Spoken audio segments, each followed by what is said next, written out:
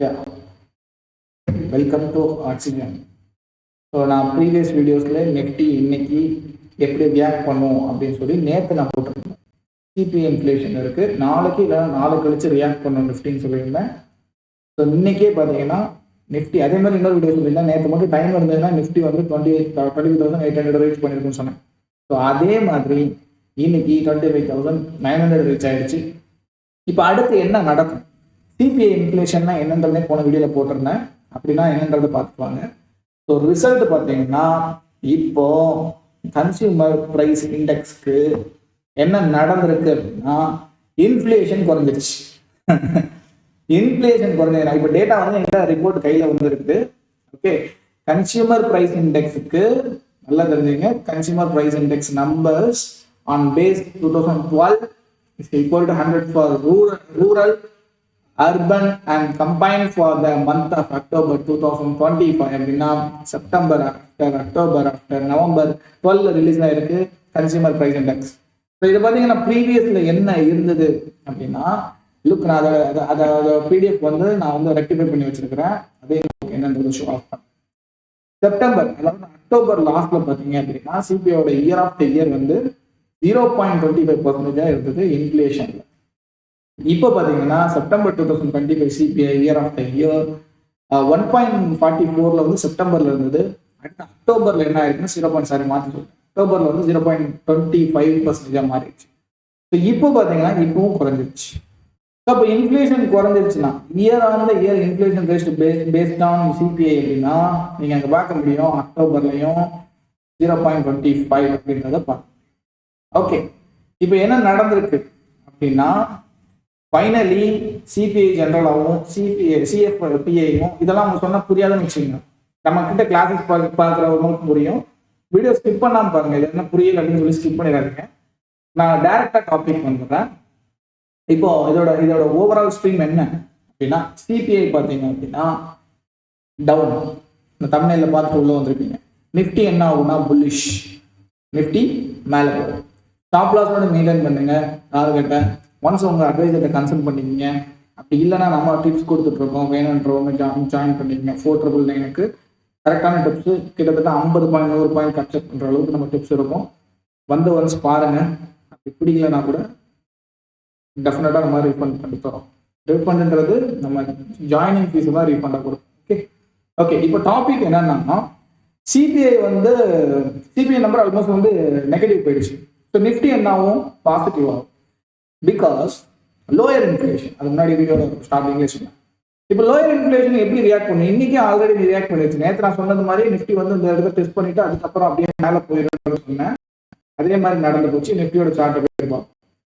Overall ஓப்பனிங்கே gap, நல்லா பாருங்க, இன்னைக்கு ஓப்பனிங்கே கேப் அப், ரைட், கம்ப்ளீட்டா ஓப்பனிங்கே கேப் அப். ஓகே, எனிவே இப்போ என்ன நடக்கும், அடுத்த கட்டம் நடக்கும். ஸோ ஆல்மோஸ்ட் 25,900 போயிடுச்சு. இப்போ இந்த பர்டிகுலர் ரேஞ்சில் ப்ரைஸ் வந்து ஆக்ட் ஆயிருக்கு. நமக்கு டேட்டாவும் இன்னைக்கு 4 மணிக்கு என்னாச்சு, சிபிஐ வந்து டேட்டா வந்துருக்கு. இந்த டேட்டா யாராவது ரீட் பண்ணணும், நான் ரீட் பண்ணி தெரிஞ்சுக்கணும் அப்படின்னா நீங்கள் வேணுன்றவங்க எனக்கு காண்டாக்ட் பண்ணுங்க. அந்த பிடிஎஃப் நான் உங்களுக்கு அனுப்புகிறேன். நீங்கள் ஒன்ஸ் வந்து ஃபினான்சியலாக செக் பண்ணுங்க. ஓகே, இந்த பிடிஎஃப் நான் கையில் தரேன்.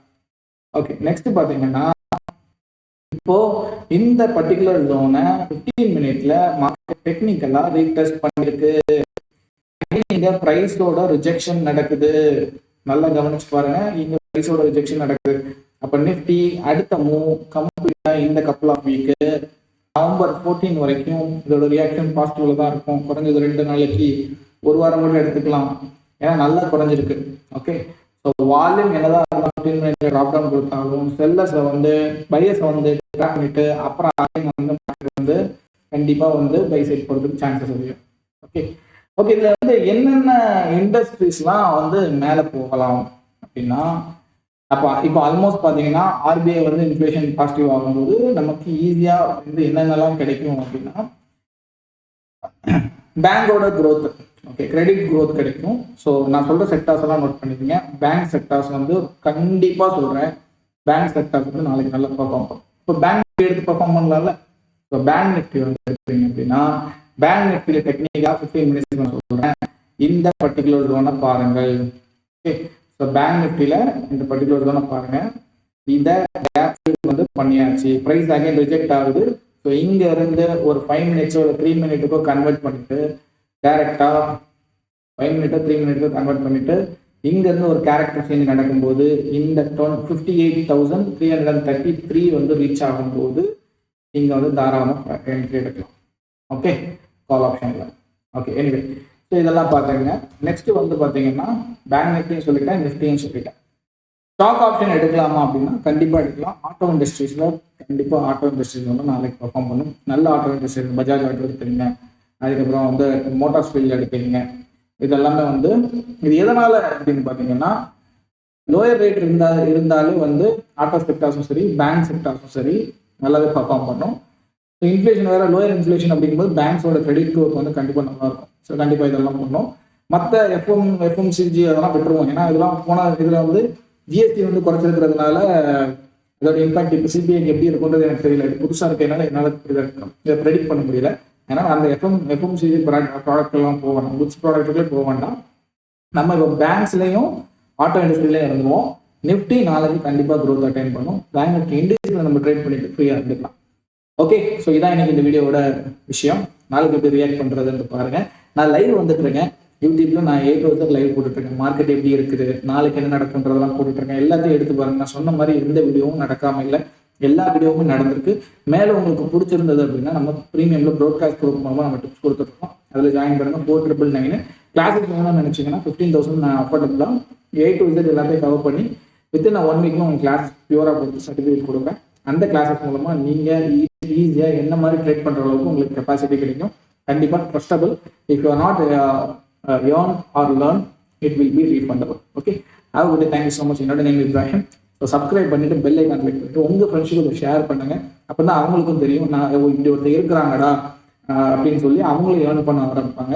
ஸ்டாக் மார்க்கெட் ரொம்ப ஈஸி. அதை நீங்கள் எப்படி புரிஞ்சுக்கிறீங்கன்றது தான் இருக்குது. Technical analysis, fundamental analysis. Fundamental analysis தான் ஃபர்ஸ்ட், டெக்னிக்கல் அனாலிசிஸ் தான் செகண்ட். ஓகே, பேஸ் எங்கே இருக்குன்னு பார்த்தீங்கன்னா ஃபண்டமெண்டல், டெக்னிக்கல் எங்கே இருக்குன்னு பார்த்தீங்கன்னா 2வது பட்சத்தில் தான். Okay, have a good day. Bye bye. Subscribe பண்ண மறந்துடாதீங்க. Bye bye. Love you all. நாளைக்கு லைவ்ல பார்க்கலாம்.